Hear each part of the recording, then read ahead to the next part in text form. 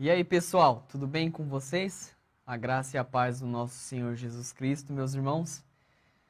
Obrigado pela presença de estarmos aqui nessa EBD. Espero que você esteja confortável aí de sua casa assistindo essa aula e que o Senhor possa nos abençoar mais uma vez. Vamos dar continuidade ao tema da qual na semana passada já foi apresentado, que é como interpretar a Bíblia. E eu, mais uma vez, estou aqui para a gente poder dar continuidade. Queria convidar os irmãos para que a gente pudesse estar em oração neste momento, para que você ore junto comigo. Amém? Senhor, nosso Deus, nosso Pai, obrigado, Senhor, por esta oportunidade que nós temos de poder, ó Pai, ministrar a Sua palavra, de podermos aprender com o Seu Espírito Santo. Em nome de Jesus, que o Senhor possa descer, ó Pai, neste lugar, ó Deus, habitar nos lares que estão assistindo, ó Pai, esta aula, para que a gente possa ter o entendimento, ó Deus, real da Sua palavra. Derrama sobre nós corações, ó Pai, que anseiam e desejam, ó Pai, a real interpretação, ó Pai, das Tuas palavras. Em nome de Jesus, Deus.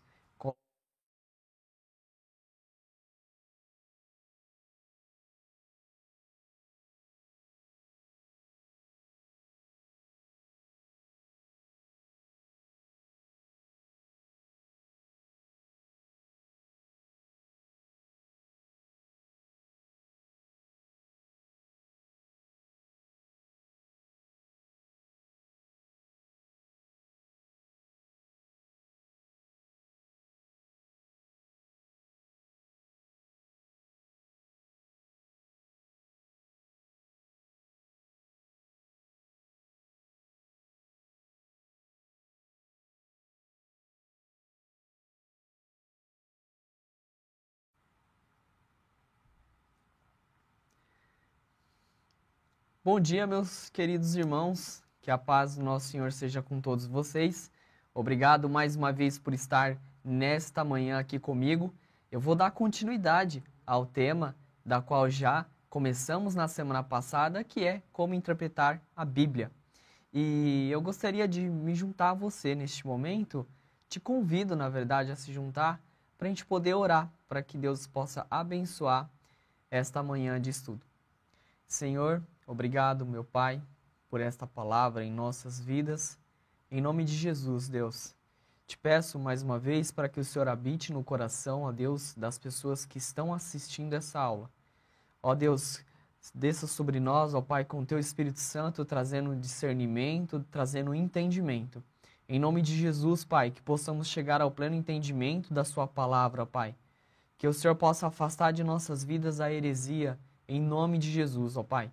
Conduza-nos, ó Pai, e ensina-nos, ó Pai, pois somos, ó Pai, pessoas que querem, ó Deus, que querem entender a sua mensagem. Em nome de Jesus, amém. E antes de a gente poder iniciar essa parte 2 de como interpretar a Bíblia, eu queria apenas falar, para passar para vocês um breve resumo do que a gente já conversou até aqui. Eu coloquei aqui no quadro para ficar mais fácil para a gente poder entender. Então, o que já vimos até agora, né? Recapitulando, nós já vimos o que é heresia, nós entendemos o que é heresia, já foi explicado. Por que as heresias existem? Então, as heresias existem porque as pessoas interpretam erradamente a palavra. Vimos também esse termo hermenêutica, é um termo novo para muitas pessoas, mas a gente pôde esmiuçar um pouco melhor o que é hermenêutica e qual a importância disso para a gente no estudo da interpretação da Bíblia.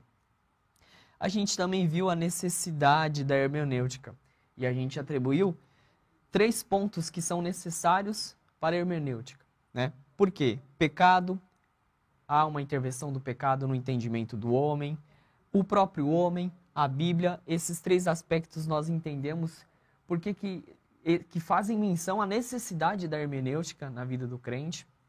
Entendemos também, a gente definiu o que é manejar bem a palavra, porque o versículo-chave desta aula, ele continua sendo o mesmo, que é 2 Timóteo 2,15, onde diz: procura apresentar-te a Deus aprovado, como obreiro que não tem do que se envergonhar, que maneja bem a palavra da verdade.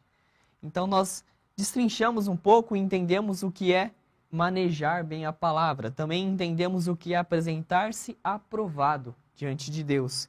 Definimos ali características de pessoas que precisam ter qualidades a mais para poder ter uma boa interpretação da Bíblia. E, para finalizar, nós também falamos sobre 5 princípios da interpretação da Bíblia, né? Que basicamente trabalhe partindo do princípio que a Bíblia tem autoridade, a Bíblia explica a Bíblia, interprete segundo o propósito principal das Escrituras, interprete conforme o propósito principal do autor e interprete à luz do que vem antes para entender o que vem depois, tá? Esses foram os 5 princípios e eu vou dar continuidade a mais alguns princípios para a gente poder entender melhor como interpretar a Bíblia adequadamente. Então, dando sequência na aula de hoje, a gente vai entender e dar continuidade do porquê, como é importante a gente entender como interpretar a Bíblia. E existe um notável teólogo batista, o nome dele é Bruce Milne, eu vou citar ele algumas vezes aqui nessa aula, que ele diz assim: a Bíblia é infalível quando corretamente interpretada. Então eu quero iniciar essa parte 2 com essa frase, de que a Bíblia ela é infalível quando corretamente interpretada. Com essa frase, nós abrimos essa aula, tá? E é uma continuação aí da aula anterior, porque ela ressalta, mais uma vez, a importância de se conhecer e aplicar os princípios corretos da interpretação da Bíblia, usando os textos básicos do livro do Walter Williamson, que eu tinha mencionado na aula também anterior, e também acrescido de alguns outros comentários que nós vamos mencionar posteriormente. Continuando aos princípios de interpretação, vou falar de mais um princípio, tá? O princípio do novo nascimento. Ou seja, a fé salvadora e o Espírito Santo são essenciais para compreendermos e interpretarmos corretamente as Escrituras. Nós chegamos a falar um pouco sobre isso já. Entender e interpretar corretamente as Escrituras não é uma questão de inteligência, o quanto que a pessoa é capaz disso. É uma questão, também não é uma questão acadêmica, como por exemplo, intelectual. Homens cheios de muita letra, mas ausentes do Espírito Santo, eles podem não chegar ao significado verdadeiro daquela palavra, porque é o Espírito Santo que é o nosso professor. A ausência do Espírito Santo na interpretação e no ensino da palavra de Deus pode nos levar, sim, a ter equívocos, até a erros. O que é, uma pessoa, então, que pode ter uma boa interpretação da palavra? Vamos falar um pouco da atuação do Espírito Santo. A atuação do Espírito Santo para fazer com que o leitor possa compreender com clareza o que foi escrito e o que tinha em mente ali no autor da época que escreveu o texto bíblico. Então é muito importante a gente também pensar nisso. O que aquele autor tinha em mente, né? E aí o Espírito Santo que vai nos ajudar a entender o que esse autor tinha em mente. Não podemos também deixar de citar as palavras de Bruce Milner, que eu já mencionei aqui, um teólogo batista. Ele diz assim: o Espírito de Deus é santo, portanto, o que compreendemos da sua verdade está menos relacionado com a capacidade do nosso cérebro do que com a intenção da nossa obediência. Quando escalamos uma montanha, a nossa visão do horizonte é relacionada com a altura da qual subimos, e não com o equipamento complicado que possuímos. Você lembra que Jesus, ele disse a Nicodemos: tu és mestre de Israel e não compreende essas coisas? Aqui ele está falando da passagem de João 3:10, onde Nicodemos ali se aproxima de Jesus, Nicodemos, como nós sabemos na época, o mestre da lei, ali naquele momento, um homem que entendia a lei de letra a letra, um homem totalmente estudioso, que dedicou a sua vida a estudar a palavra. E Jesus questiona ele, Tu és mestre de Israel e não compreende essas coisas? Quando Jesus começou a falar sobre um novo renascimento, por exemplo. Ele não entendia direito o que Jesus estava falando. E ele era um homem desprovido de toda a inteligência, de toda a capacidade, mas faltava algo para ele entender o que realmente Jesus queria dizer naquela palavra. Mais um princípio da interpretação da Bíblia para nós. Interprete a experiência pessoal à luz da Bíblia e não a Bíblia à luz da experiência pessoal. Vou ler mais uma vez. Interprete a experiência pessoal à luz da Bíblia e não a Bíblia à luz da experiência pessoal. Isso aqui é um ponto muito importante, tá? É muito importante esse ponto. É verdade que muitas vezes as experiências pessoais vêm para confirmar o ensino das Escrituras, mas as nossas experiências não são o ensino das Escrituras. Elas não são aquilo que vai provar o que a Bíblia nos diz, né? Não force, por exemplo, uma passagem da Bíblia apenas para concordar com a sua experiência, que é o que muitas pessoas fazem. A Bíblia, ela é a luz maior do que a experiência pessoal, e a experiência pessoal é uma luz menor. Por que eu no começo disse que esse ponto é muito importante? Porque nesse ponto, a gente percebe, eu vejo muito, por exemplo, como experiência pessoal, muitas pessoas que levam a cometer heresia por conta da experiência pessoal de pessoas, por conta de algo que ela sentiu. E muitas vezes a gente tenta encontrar respostas, principalmente se tratando de mundo espiritual, a gente tenta encontrar resposta em experiências. Porque eu vivi tal experiência, o meu irmão viveu tal experiência. Mas é muito importante a gente procurar sempre o que a palavra nos diz sobre determinado assunto. Muitas pessoas querem entender quer ver um exemplo de heresia? Assim, as pessoas tentam entender toda a história desde quando surgiu até quando caiu. A história de Satanás, a história do demônio. As pessoas tentam entender isso e aí a gente vê diversas histórias, conspirações, a gente vê diversos artigos. Mas o que realmente a Bíblia diz sobre Satanás? De onde ele veio? Como ele está? O que a Bíblia realmente nos diz? É a Bíblia que vai dizer isso pra gente, né?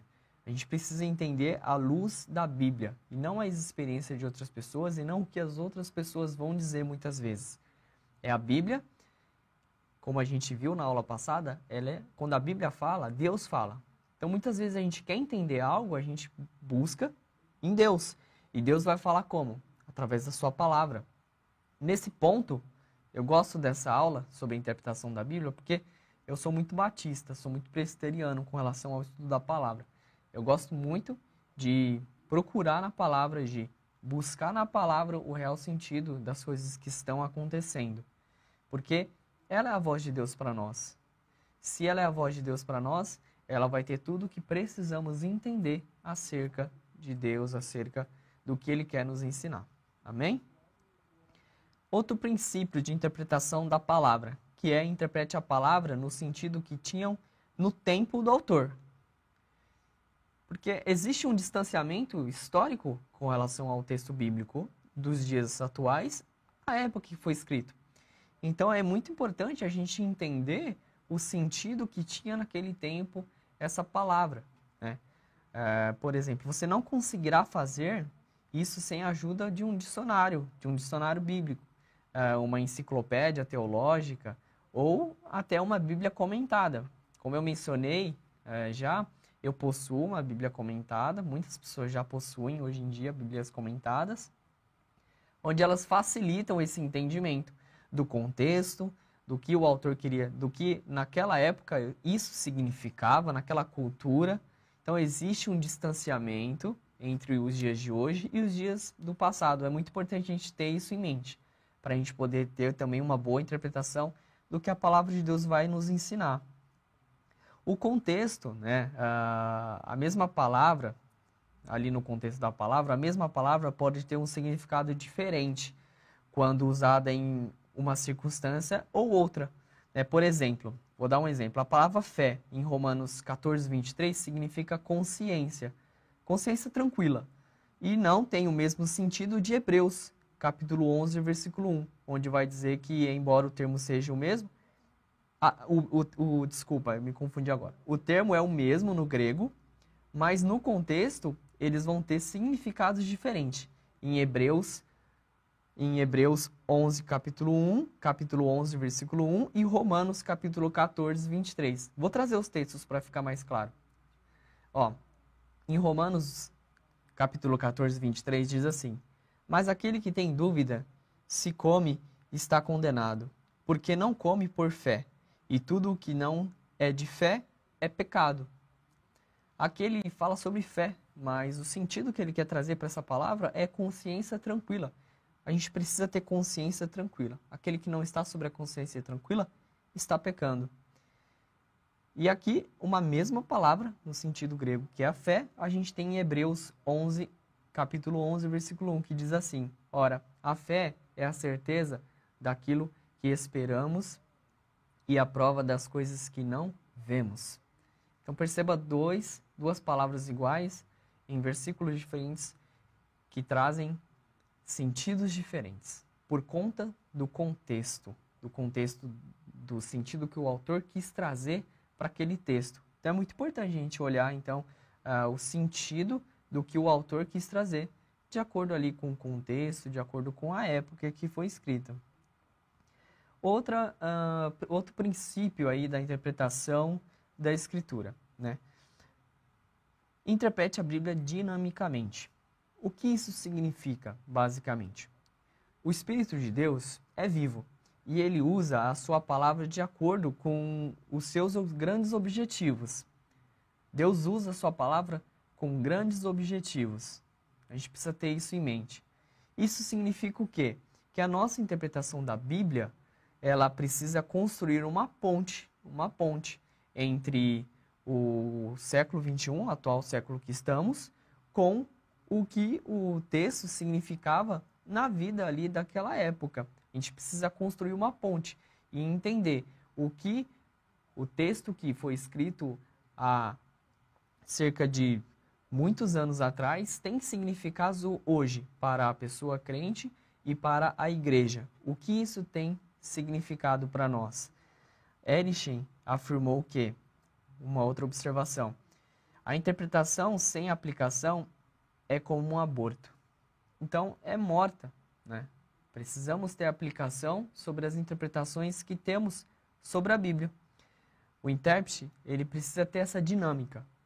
Ele precisa entender o que o autor está falando ali na Bíblia e como a gente pode aplicar isso para os dias de hoje, para a igreja de hoje, para o contexto de hoje, porque assim a gente vai conseguir ter uma melhor interpretação.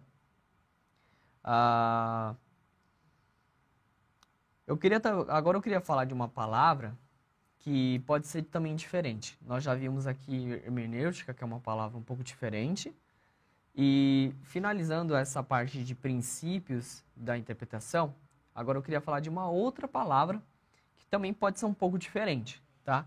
É uma palavra chamada tipologia. Já ouviram falar dessa palavra no estudo da interpretação da Bíblia?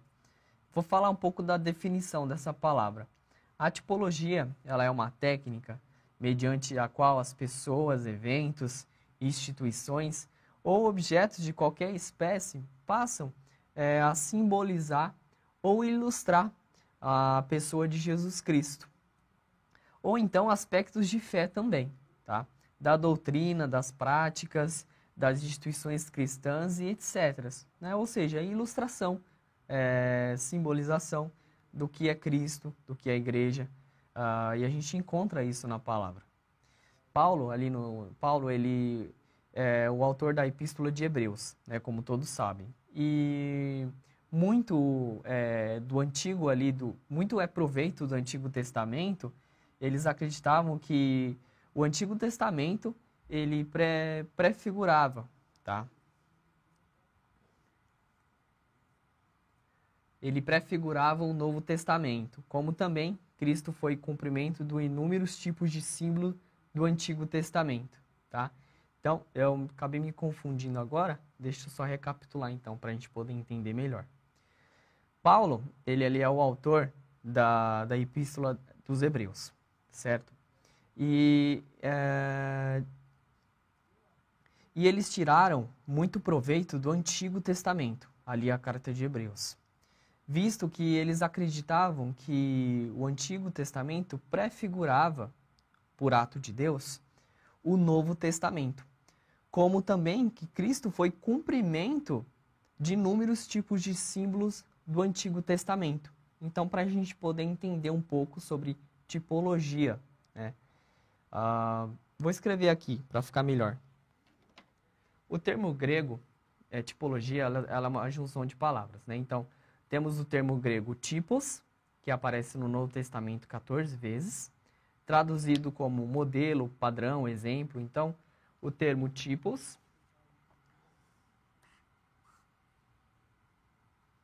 com Y, typos, aparece no Novo Testamento e ele é traduzido como modelo, padrão, exemplo.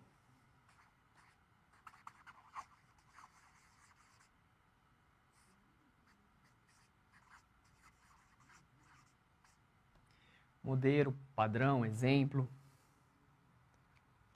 E todas essas palavras envolvem o uso de tipos para efeito didático.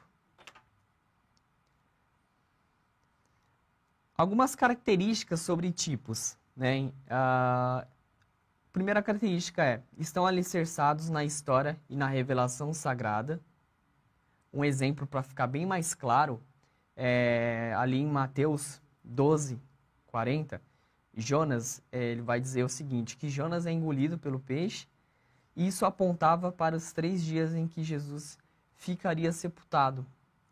Nós conhecemos a história de Jonas, nós sabemos que ele ficou ali 3 dias engolido ali pelo aquele peixe grande, e em Mateus 12, 40 vai dizer essa tipologia da qual que isso apontou para os 3 dias em que Jesus ficaria sepultado.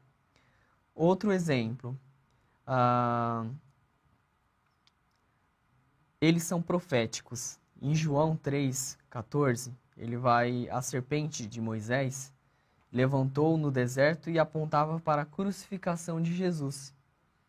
Todos conhecem a passagem onde Moisés levantou ali no deserto aquela cruz, né? E as pessoas que olhavam para aquilo, que estavam ali, né, naquele momento, as pessoas que olhavam aquilo, elas estavam sendo curadas. Então foi uma serpente ali que Moisés levantou no deserto que apontava para a crucificação de Jesus. Todos conhecem essa passagem, né, de Moisés, quando ele levantou ali a serpente no deserto para curar as pessoas. E foi um direcionamento que Deus deu para eles. E muito depois, a Bíblia vai dizer que isso apontou também para a cruz de Cristo.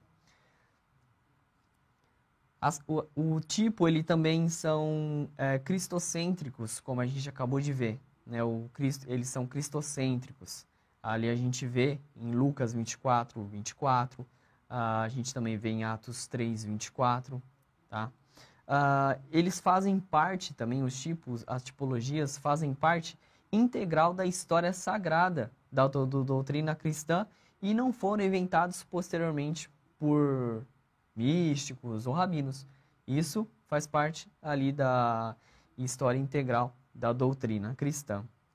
Outro exemplo, a gente tem ali em 1 Coríntios, 1 Coríntios 10, do 1 ao 11, vai dizer que a conduta de Israel no deserto era um experimento, era um exemplo de certos aspectos da vida cristã. Isso é um outro tipo de tipologia. Quer ver um outro exemplo?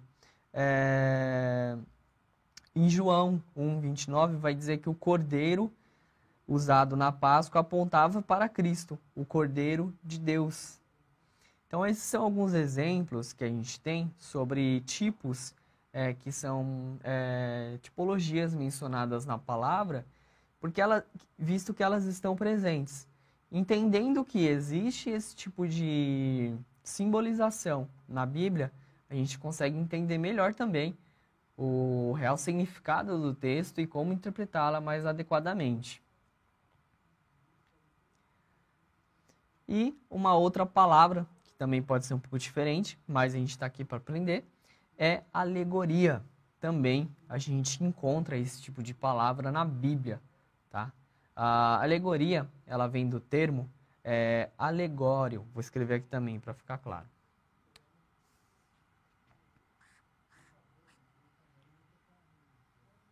Com 2 L's.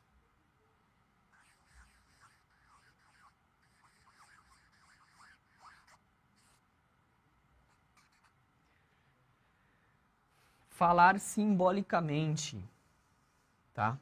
É a narrativa em que as pessoas representam ideias ou princípios. As narrativas bíblicas são histórias verídicas e não alegorias, por exemplo.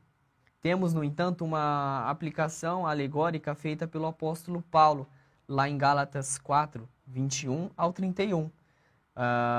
Em Gálatas 4, 24, encontra-se uma única referência em a palavra alegoria e aparece em toda a Bíblia, né?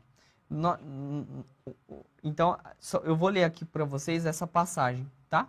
De Gálatas 4, 21 a 31, para a gente poder entender melhor.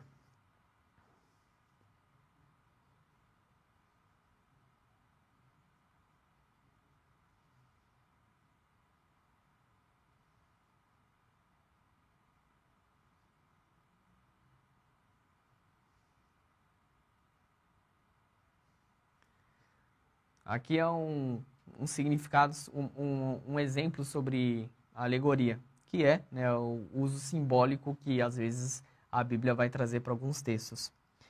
Ali Paulo vai dizer o seguinte: digam-me vocês, os que querem estar sobre a lei, será que vocês não ouvem o que a lei diz? Pois está escrito que Abraão teve 2 filhos, um da mulher escrava e outro da mulher livre. O filho da escrava nasceu segundo a carne, o filho da mulher livre nasceu mediante a promessa. Estas coisas são alegóricas, porque essas mulheres são 2 alianças. Uma se refere ao Monte Sinai, o que gera para a escravidão. Esta é Agar. Ora, Agar é Monte Sinai, na Arábia, e corresponde a Jerusalém atual, que está em escravidão com seus filhos. Mas a Jerusalém, lá de cima, é livre e está em nossa e essa é a nossa mãe, porque está escrito: alegre-se, o estéril, você que não dá à luz. Exulte e grite, você que não sente dores de parto, porque os filhos da mulher abandonada não são mais numerosos do que os filhos do que tem marido. Mas vocês, irmãos, são filhos da promessa, como Isaque, como porém no passado aquele que nasceu segundo a carne perseguia o que Jesus segundo o Espírito, assim também acontece agora. Mas o que diz a Escritura? Ela diz: mande embora a escrava e seu filho, porque de modo nenhum o filho da escrava será herdeiro como o filho da mulher livre. Portanto, irmãos, somos filhos da escrava, mas não da livre. Portanto, irmãos, somos filhos não da escrava, mas da livre. Aqui a gente entende um pouco melhor que o estudo da alegoria quer dizer, né? No sentido simbólico, onde Paulo ele traz essa história para a gente poder entender a promessa figurativa aqui nesse texto. Uma nota importante, né, nesse sentido. É muito importante a gente diferenciar alegoria, que foi o que a gente acabou de verificar, de parábola. Né? A alegoria é uma figura de linguagem, traduzindo. Já a parábola, ela é um gênero literário, isto é, o que falamos, a maneira como falamos e a forma do que damos ao nosso texto. Já que a gente falou de parábola, vamos comentar um pouco de parábola? Só para a gente poder, então, chegando aí a quase o fim dessa aula, a gente pode falar um pouquinho de parábola. Qual que é a definição de parábola? A definição de parábola é formado por 2 palavras gregas. Também vou pôr aqui no quadro. Para mais balo.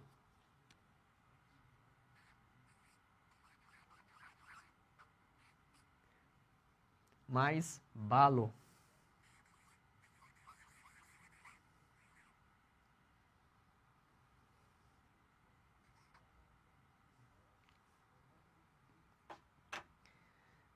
Para, ele é igual ao lado de. E balo, jogar, colocar. Cujo significado literal é colocar ao lado, a lado com. Colocar de lado a lado com. Manter ao lado de. Comparar também é muito usado. Por esse motivo, a Bíblia, ela, na linguagem de hoje, a SBB, usa alguns textos do termo comparação como tradução para o grego parabole. Parabole, tá? Que é a comparação, que é estar realmente lado a lado com alguma coisa, por exemplo. Ou seja, comparando as coisas. A parábola, ela é um gênero literário que formalmente consiste em uma história típica, tirada da realidade cotidiana daqueles ouvintes. Então Jesus, ele sempre usou ali exemplos de coisas cotidianas daquela época, que eram típicas para aquelas pessoas, da realidade das pessoas que estavam ouvindo ali, né? E ele oferece um exemplo de comportamento ao qual deve reagir. Por exemplo, o bom samaritano, né? É um bom exemplo do comportamento ao que deve se reagir ali com aquela parábola. Segundo sentido da parábola, a parábola de Jesus não são uma forma concreta e dramática de linguagem teológica que força o ouvinte a reagir. Elas revelam a natureza do reino de Deus e indicam como o Filho de Deus deve agir. Como o Filho ali de Deus, ele deve agir, no que deve crer. Então, só revisando, a parábola, ela não é de forma concreta, a parábola em si, ela são uma forma concreta da linguagem teológica que força o ouvinte a reagir de alguma forma. Elas vão revelar a natureza do reino de Deus, que indica como um filho do reino deve agir e também no que ele deve crer. Então, basicamente, essa é uma definição aí para as parábolas. A gente precisa ter tudo isso em mente quando a gente vai ali interpretar a Bíblia, tá?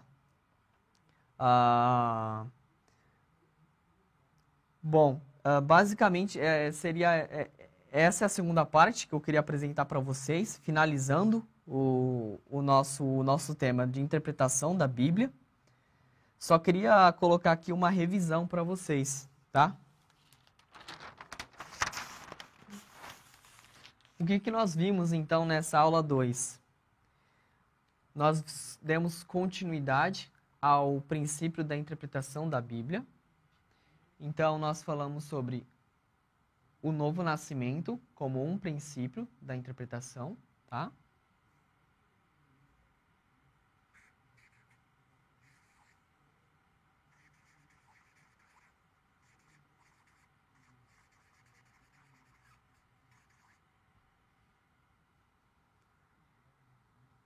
Nós vimos também que o intérprete, ele deve levar em consideração a luz da Bíblia e não a luz da experiência pessoal, de maneira que a experiência pessoal, ela precisa ter a luz da interpretação bíblica, tá? Então, interprete a Bíblia, interprete a experiência pessoal à luz da Bíblia e não a Bíblia à luz da experiência pessoal.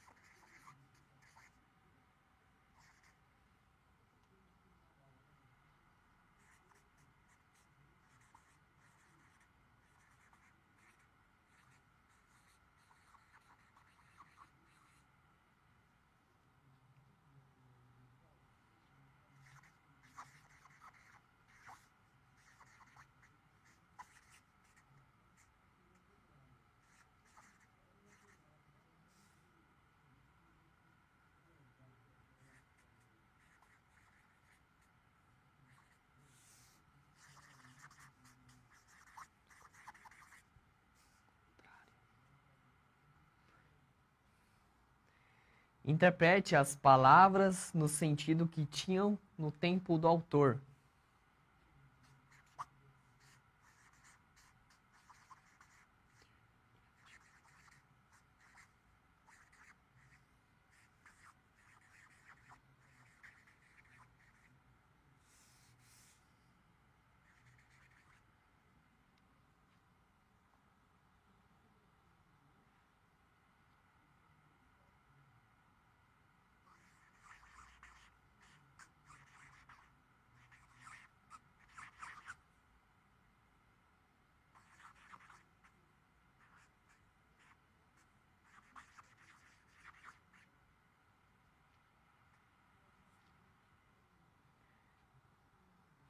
E também vimos, interprete a escritura dinamicamente.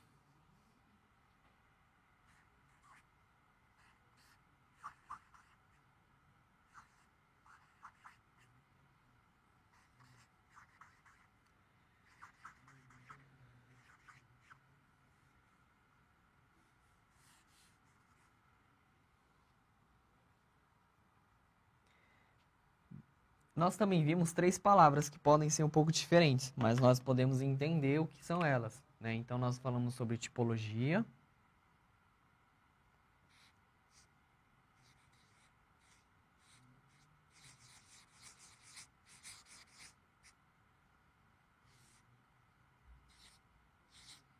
Nós falamos sobre alegoria.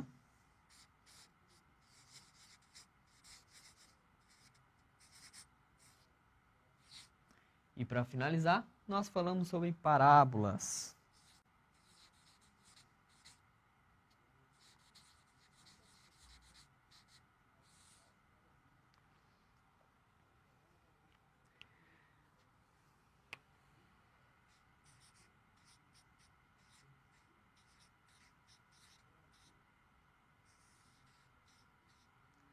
Essa é a revisão da nossa aula de hoje, tá?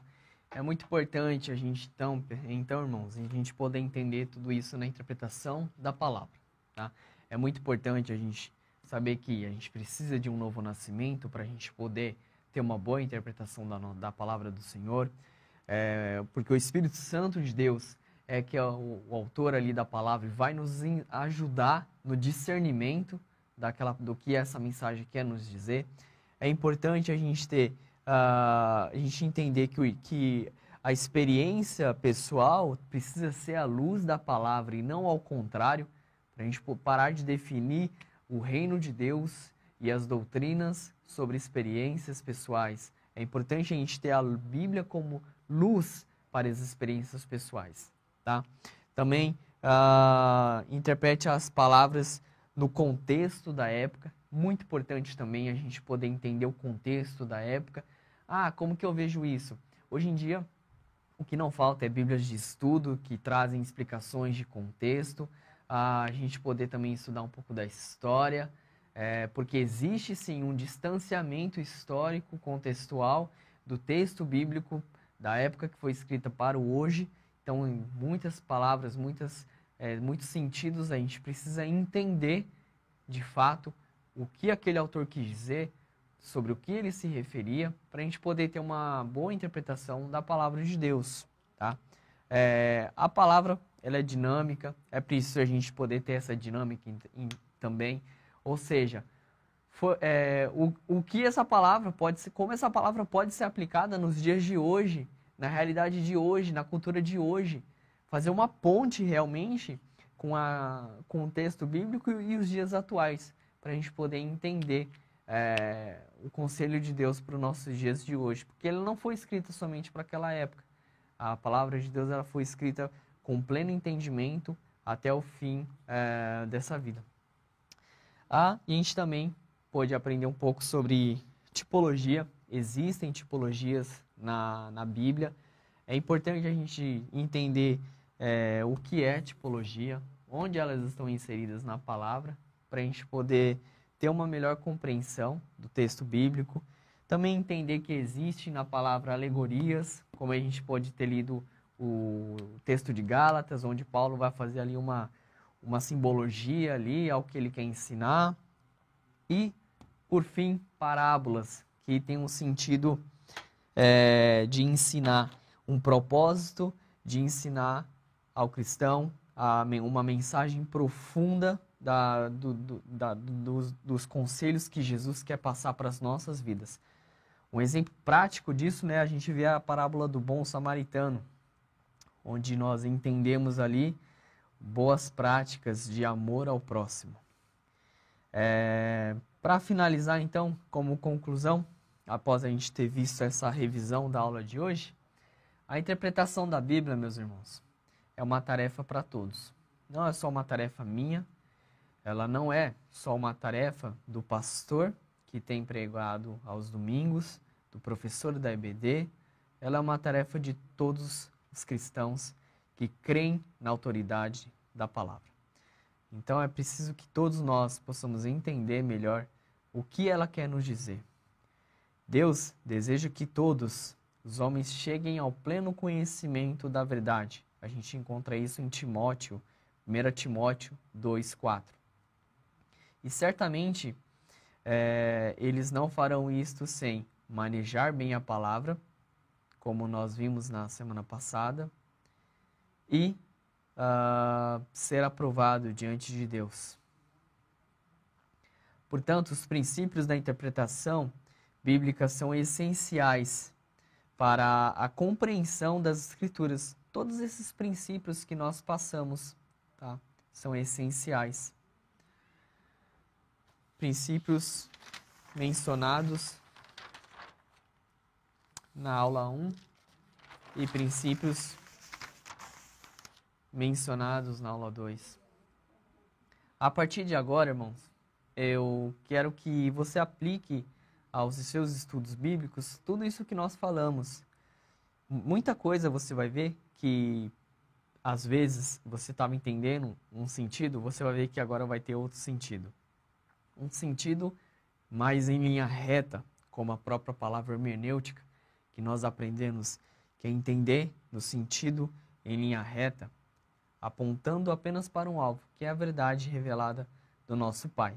Amém? Então, que Deus te abençoe, Deus abençoe a sua vida, o seu domingo, a sua semana, e possamos todos, de fato, procurarmos a boa interpretação da palavra de Deus. Que Deus abençoe, meus irmãos.